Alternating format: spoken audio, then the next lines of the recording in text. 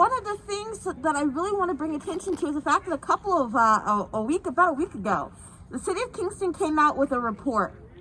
And the report said that there were 200 vacant city-owned properties in the city of Kingston. Vacant. So this could be a lot, this could be a building, this could be a house, this could be, just a piece of vacant property in Kingston. Why are they vacant? We have people who are homeless right now, who are freezing right now, who are not able to go back to a car, to a house, or anything to seek comfort from this cold. We have a warning center, which hopefully I think tonight will be activated. But then there's again the risk of COVID, because you're taking a chance going inside. And yeah, there's some precautions, some partitions, some separators, but you can't divide out germs. They're aerosols. They can go around the borders. So we have to take that into account and say, like, we have the skills and the ability within our community. If it's like everybody has a hammer and some nails in their house and some expertise and some skill that wants to just go in and help improve these properties, then why not? Why not let the people take care of our community? And we're definitely giving the cities a chance, an opportunity. They've had that time. But if you're not willing to take it on, we the people are. So I'm not going to say it's an ultimatum, but you have a time frame. We understand that the city has some responsibilities and red tape and all that wonderful stuff, but life is paramount. People are paramount. People over property, always. Always. One of the things, this neighborhood is so ironic. Down the street, there's a house that's $1.3 million. $1.3 million. Now, this neighborhood was actually constructed for IBM. The houses were built between like maybe $50,000 and $75,000.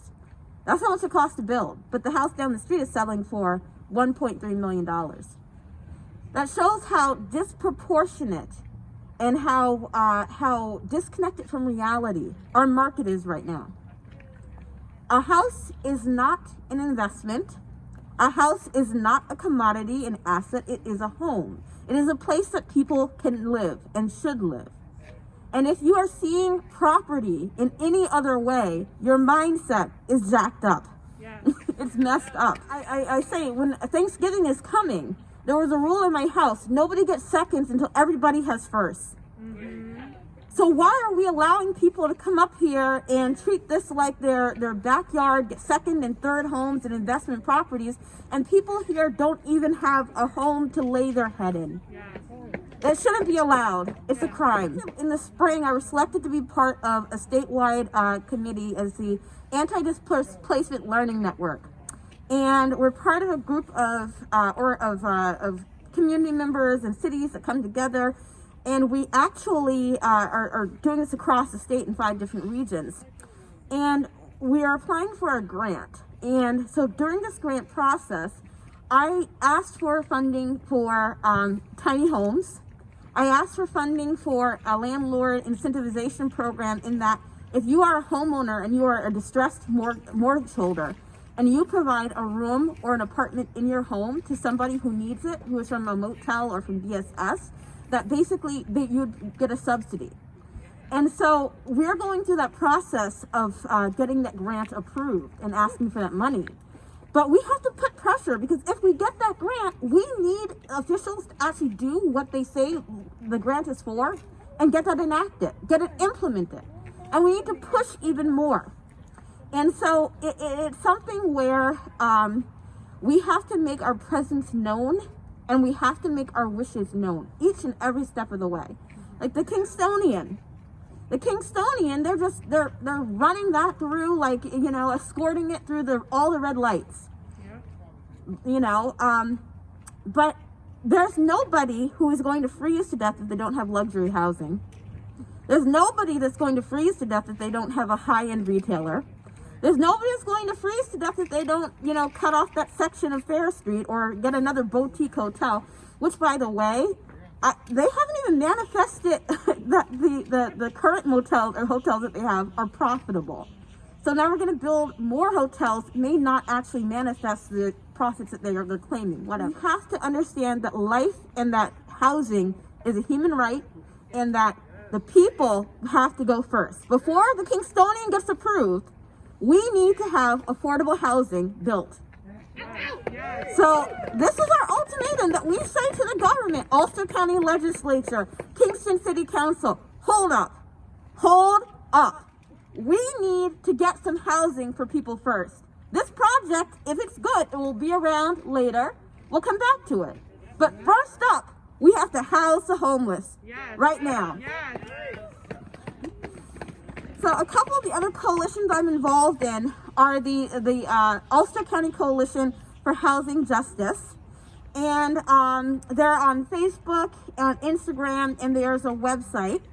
Eventually, I'm going to actually provide these links on the Real Kingston Tenants Union website. Advocating with Rise Up Kingston, the UIDN, Nobody Leaves Mid-Hudson, Citizen Action. All these organizations are advocating together for 3 platform issues. Number 1 is to construct these low-cost micro units, which are tiny homes. We're asking right now for land. The land we want and that we think is best suited for this project is the site that we were at the last Wednesday walks, the former King's Inn. That was a source of affordable housing for people in that neighborhood for many, many years.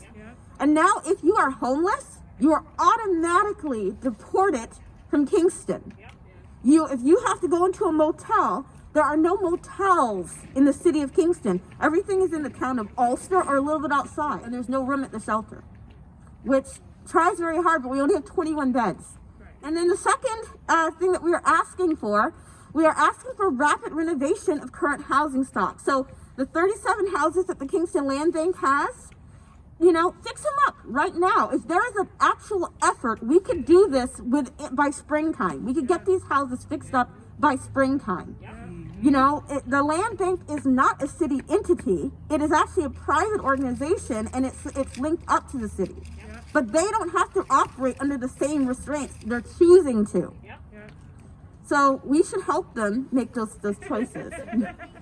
And I think Erica said about serving on boards. Serve on boards. Serve on the land bank board. Serve on the land trust board. Serve on all of these boards. Get in there and make your opinions known. And the third thing that the Ulster County Coalition for Housing Justice is really looking at our policies.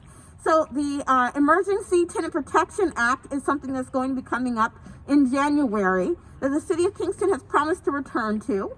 And that means that it's looking at rent control. So making sure that buildings that have an occupancy of 20 units or higher, or high enough, or 6 units or higher, are covered under rent control laws. So the City of Kingston has implemented a system where they said they were going to come back with their inspectors and look at the vacancies again.